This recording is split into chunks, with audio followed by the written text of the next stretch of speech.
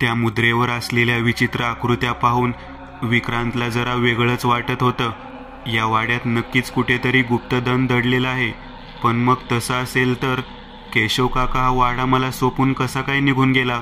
का कदाचित त्याला हे धन मिळालं असेल असं तर नाही? त्या लोखंडी पेटीत तो काहीतरी घेऊन गेला. मी विचारल्यावर त्याच्या चेहऱ्यावरचा रंग उडाला होता. हेही खरं आहे.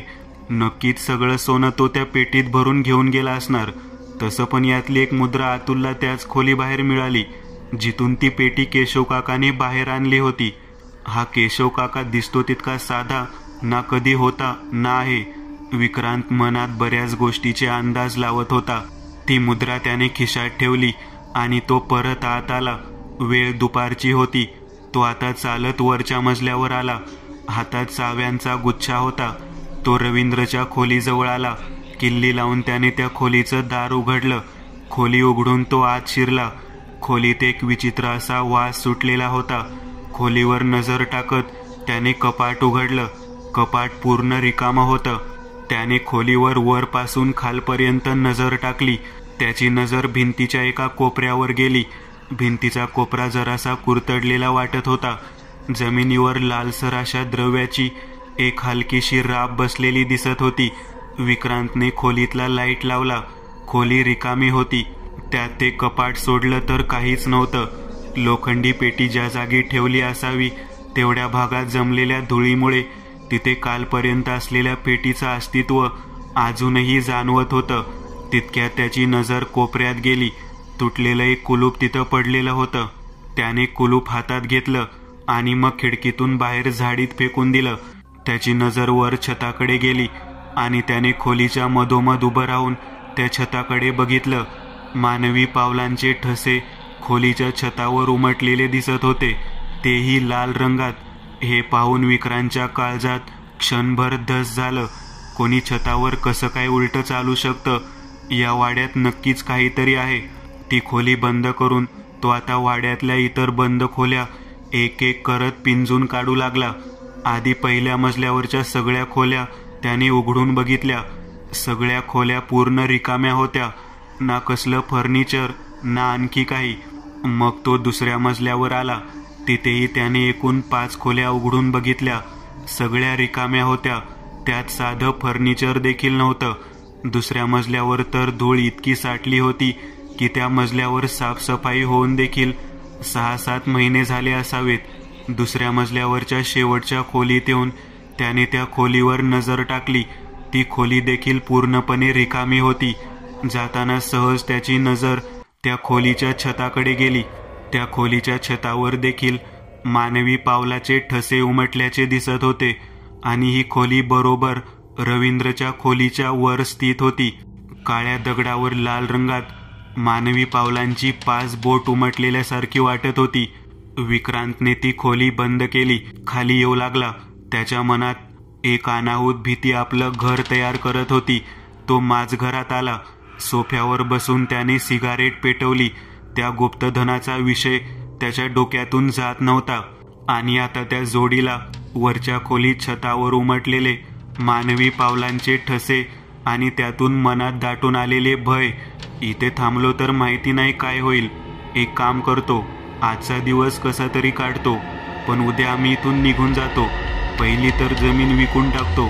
काहीतरी पैसे येतील, मग बघू पुढचं. पण इथं थांबणं मला का कुणास ठाऊक धोक्याचं वाटतंय. तो मनातल्या मनात विचार करत होता. तेवढ्यात मागून सीमाने आवाज दिला. काय रे, कसला विचार करतोयस? तो एकदम दचकला.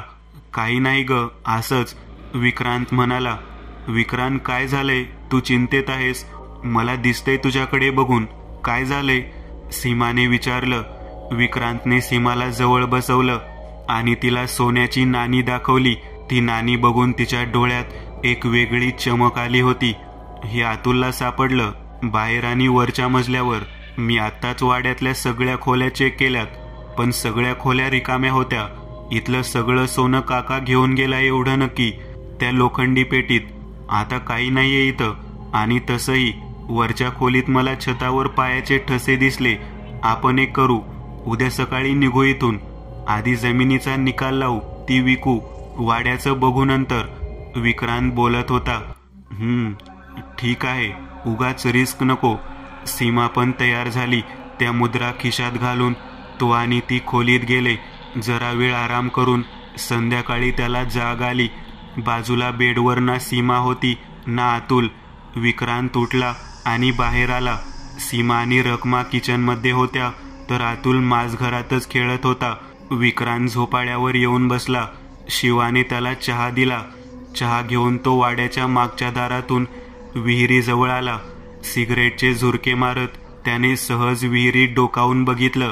खूप थंडावा होता तिथं, कदाचित जरा जास्तच. काही क्षणभर तो सुन्न झाला. भानावर येत तो बाजूला झाला. हातातली सिगरेट संपून तिचं थोटू कधीच खाली पडलेलं होतं. तो परत वाड्याच्या मागच्या दरवाजातून वाड्याच्या माझघरात पोहोचला. किचनची लाईट बंद होती. माझघरातले पण मोठे दिवे बंद होते आणि फक्त मिनमिनते दिवे चालू होते. त्याने स्वयंपाक खोलीत डोकावलं. तिथे कोणीच नव्हतं. सगळी भांडी व्यवस्थितपणे धुवून एका बाजूला मांडून ठेवलेली होती. त्याला काहीच कळत नव्हतं. अरे, जेवणाची वेळ झाली, पण इथं तर कोणीच दिसत नाहीये, असं म्हणत त्याने हातातल्या घड्याळाकडे बघितलं आणि त्याच्या काळजाचा थरकाप उडाला. कारण घड्याळात जिथं मगाशी 8 वाजले होते तिथे आता 10 वाजलेले दिसत होते. हे कसं शक्य आहे? मी विहिरीजवळ गेलो जस्ट आताच काही मिनिट झाले असतील आणि आता काही मिनिटात 1-2 तासाचा कालावधी लोटून गेला. तो थक्क झाला होता. काल पण असंच झालं होतं. ती हीच वेळ होती. आजही अगदी तसेच झालं. विक्रांत आता काहीच विचार करायच्या अवस्थेत नव्हता. तो रूममध्ये गेला. सीमा झोपली होती. अतुल पण झोपला होता. सीमा, ऐक ना, आपलं जेवण कधी झालं? मला आज परत तसाच अनुभव आला. मला लक्षातच नाही आपलं जेवण कधी झालं ते. म्हणजे तुला परत विस्मृती झाली? सीमाने विचारलं. हो, मी 8:05 विहिरीजवळ गेलो होतो सिगरेट प्यायला. मी सहज विहिरीत डोकावलं. 1 सेकंद काहीतरी जाणवलं. डोकं सुन्न झालं. पण मी भानावर आलो आणि आत आलो तर सगळे दिवे बंद होते. तू इथं झोपली होती. हे सगळं नक्की काय घडतंय? मला काहीच कळत नाहीये. विक्रांत भांबावून गेलेला. तू जरा शांत हो. अतुल उठेल. आणि तसं पण उद्या आपण जातोय ना इथून. मग जास्त विचारही करू नकोस. आपलं जेवण झालं. तू देखील जेवलास. फक्त जेवताना तू काहीही बोलला नाहीस. एकटक ताटाकडे बघून जेवत होतास. मला तेव्हा जरा विचित्र वाटलं होतं. पण शिवा आणि रखमा समोर मी जास्त बोलले नाही. सीमा त्याला समजावू लागली. अरे हो, आणि मला देखील मगाशी भूक लागली होती, पण आता पोट अगदी भरलेलं वाटतंय. हा काहीतरी विचित्र प्रकार आहे. आपण सकाळीच निघू, असं म्हणत तो बेडवर आडवा झाला. विचार करत करत त्याला झोप लागली. इतकी शांत झोप त्याला खूप दिवसातून पहिल्यांदाच लागली होती. पहाटे 3 वाजता त्याला अचानक जाग आली. बहुतेक लाईट गेली होती. सगळीकडे अंधार होता. काही वेळातच त्याचे डोळे अंधाराला सरावले. डोळे चोळत तो उठला आणि त्याने बाजूला पाहिलं. सीमा आणि अतुल दोघेही पलंगावर नव्हते. विचार करत करत त्याला झोप लागली. इतकी शांत झोप त्याला खूप दिवसातून पहिल्यांदाच लागली होती. पहाटे 3 वाजता त्याला अचानक जाग आली. बहुतेक लाईट गेली होती. सगळीकडे अंधार होता. काही वेळातच त्याचे डोळे अंधाराला सरावले. डोळे चोळत तो उठला आणि त्याने बाजूला पाहिलं. सीमा आणि अतुल दोघंही पलंगावर नव्हते. त्याच्या काळजात सर झालं. हातात मोबाईलचा टॉर्च सुरू करत त्या प्रकाशात तो चाचपडत बाहेर आला. माझघरात लाईटचा प्रकाश मारला.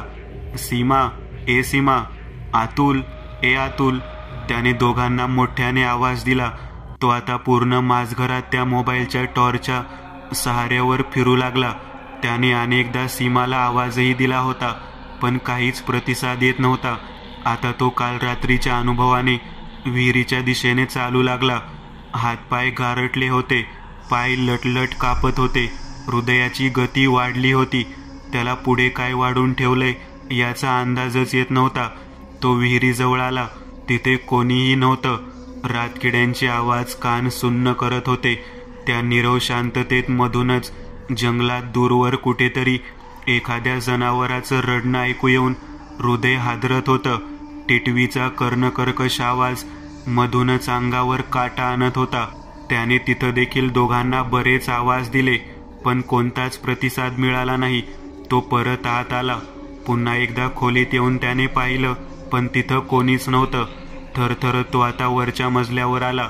कोपऱ्यातल्या खोलीपर्यंत तो सावधपणे चालत आला.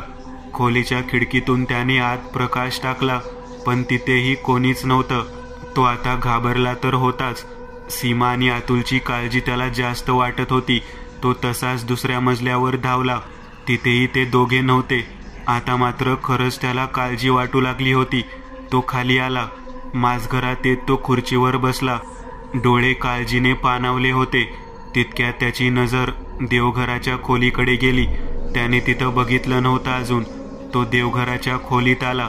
देवघराच्या खोलीत पाऊल टाकल्या टाकल्या कोणाच्या तरी रडण्याचा आवाज त्याच्या कानावर पडू लागला. देवघरात तो फक्त एकदाच आला होता, तेव्हा पण त्याचं अर्ध लक्ष मोबाईल आणि तिजोरीकडेच होतं. देवघरातच आणखी एक मोठा जुन्या काळातला लाकडी दरवाजा होता, जो बंद होता. आवाज त्या दरवाजाच्या पलीकडून येत होता. त्याच्या हातापायाला कंप सुटला होता. घाबरत घाबरत त्याने दरवाजा ढकलला आणि मोबाईलचा प्रकाश आत मारला. समोरचं दृश्य पाहून त्याला काहीही सुचेनासं झालं. त्या खोलीतून खालच्या दिशेला पायऱ्या जाताना दिसत होत्या. पायऱ्या सुरू होत होत्या. तिथं एक लोखंडी छोटंसं गेट होतं आणि त्या गेट समोरच जमिनीवर सीमा अतुलला मांडीवर घेऊन काहीतरी बडबडत होती.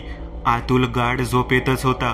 ती त्याला थोपटत होती आणि गेटकडे बघत काहीतरी बडबडत होती. केस मोकळे सोडले होते.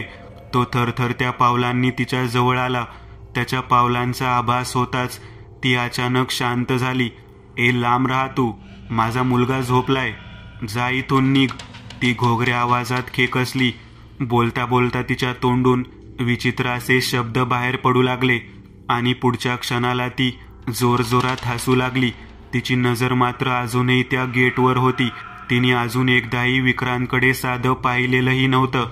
हसता हसता तिचं हसणं बेसूर होत जाऊ लागलं आणि ती अचानक रडू लागली. हे करत असताना ती अतुलला थोपटत होती, पण आश्चर्य म्हणजे तिच्या एवढ्या बेसूर रडण्याचा आवाज येऊन देखील तो अजून झोपलेला होता. अचानक त्याच्या हाताला चटका बसला आणि त्याची नजर खाली गेली. हातातली सिगरेट जळत जळत फिल्टरपर्यंत येऊन संपलेली होती. त्याच्या नजरेचा आवाका हळूहळू स्पष्ट होत गेला. तो भानावर आला. आता मात्र तो सुन्न झाला, कारण तो आता विहिरीजवळ उभा होता. सिगरेटचं थोटूक खाली पडलेलं दिसत होतं. त्याने घड्याळात बघितलं. 8:12 झाली होती. वाड्याच्या आत लाईट्स दिसत होते. सगळं अगदी त्याच वेळेवर येऊन थांबलं होतं. जेव्हा तो संध्याकाळी जेवण अगोदर विहिरीजवळ येऊन सिगरेट पीत उभा होता, त्याची विचारशक्ती जणू खुंटली होती.